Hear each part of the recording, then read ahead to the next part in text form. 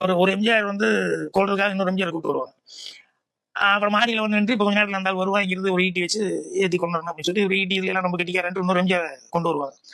அப்போ அதாவது வந்துட்டான் பாருங்கும்போது அதுக்குள்ள அந்த எம்ஜிஆர் கீழே வர எம்ஜிஆரை ஒரு 4-5 பேர் அட்டாக் பண்ணி ட்ரை பண்ணுவாங்க.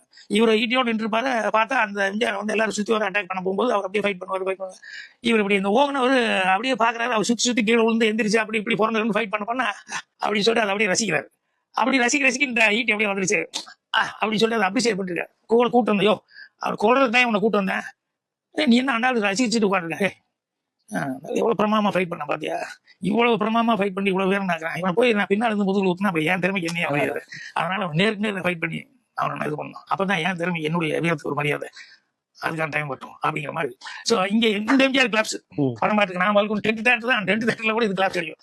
ஸோ சைக்காலஜிங்கிறது எந்த அளவுக்கு வந்து அவர் பல படங்கள்ல பண்ணிருக்காரு. குத்துவாளி அப்படின்னு வாழ்க்கையில வில்லனுக்கு கொடுக்கறது வேற. இவர் வில்லனா நடிக்கும் போது அந்த ஹீரோவை விட இவருக்கு கிளாஸ் அடிக்கிற அளவுக்கு பண்ணாரு அப்படின்னு இதெல்லாம் பார்த்து வச்சதுனால அப்புறம் அவர் என்ன எரியாம அவர் மேல வந்தா. அப்புறம் படங்களை நான் இது பண்ணும்போது அவருடைய ரசிகனா சூரியலாசத்திரங்கள் இருந்து அங்கங்க அவருடைய போஸ்டர் எங்காவது பின்னால வந்து பேக்ரவுண்ட்ல அவருடைய இந்த மாதிரி எல்லாம் நான் வச்சுக்கேன். நீங்க நானு நிறைய பேர் 90% யாருக்குமே எம்ஜிஆர் பழைய வாழ்க்கை தெரியாது.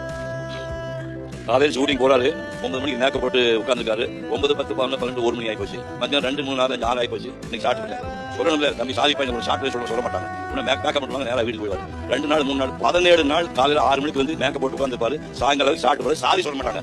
17வது நாள் வந்து அவருக்கு ஷார்ட் வருது. தம்பி உங்க சைக்கிள் இருக்காங்க. போலீஸ்காரன் நான் போலீஸ் 1936 முதல் படம் வரும் சதிலாவது சைக்கிள் சைக்கிள் எப்படி ஷூட் பண்ண முடியும். டூ சம்மர் அடிங்கிறாரு எலிசாட்டாங்க. சார் எலிசாண்டு ஏதாவது தொட்டிகளை சைக்கிள் நிற்குது. ஓடி போய் அந்த சைக்கிள் தூக்கி வந்து நடிக்கிறாரு. 2 ஷார்ட் எடுத்துக்கும் போது சைக்கிள் ஓடி வந்து திருடா சைக்கிள் திருடா டாக்டர் சொல்றாரு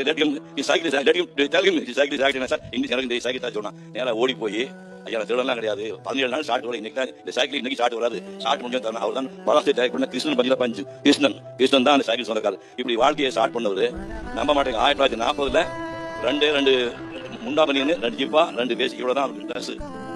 சாயங்காலம் டேட் எம்ஜிஆர் நாட் ஆனவர். நைட் ஆனவங்க 2 ஜிப்பா பட்டாப்படி அண்டர்வேர் 2 பேசி இவரே தண்ணி போட்டு துவச்சு காய போட்டு காலையில் சுடுகறி சொம்புக்குள்ள போட்டு ஈஸி போட்டு நடந்து ஸ்டுடியோ போச்சான்னு கேட்பார்.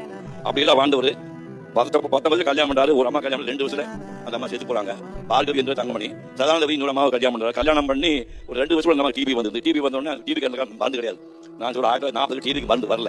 அப்ப வந்து அங்க வந்து பாட்டாக்ஸ் ரோடு இருந்து கொண்டாடி சைக்கிள் உட்கார வச்சு கிரேட் எம்ஜிஆர் நடந்து கூட வந்து அங்க வந்து காமதேவன் தியேட்டர் வாசுதேவ ராவன் ஒரு டாக்டர் இருக்காரு. இதுக்கு இந்த டாக்டர் அந்த டாக்டர் டிவி பேஷண்ட் போய் மருந்து வாங்கிட்டு வந்து இப்படி எல்லாம் வாழ்ந்து கடைசி காலத்துல அந்த அம்மா நடக்க முடியாது, பேச முடியாது. அந்த அம்மா இவரே ஸ்டுடியோ வந்த உடனே தலைக்கு எண்ணெய் வச்சு ஊற வச்சு இவரே சேர்க்க ஆரம்பப்பட்டு குளிப்பாட்டி சாம்பாணி போட்டு சாதத்தை ஊட்டி விட்டு தூக்கி போய் படிப்பார். இப்படி எல்லாம் வாழ்ந்த ஒரு மனுஷன். முதல்ல 10 வருஷம் துண்டு வேஷம். முதல்ல படத்துல 36 47 வரைக்கும் துண்டு வேஷம். 1947 ஹீரோ சான்ஸ் வருது. அதுக்கப்புறம் வந்து இப்போ லேடி சப்ஜெக்டா ஒரு 7 வருஷம் போகுது.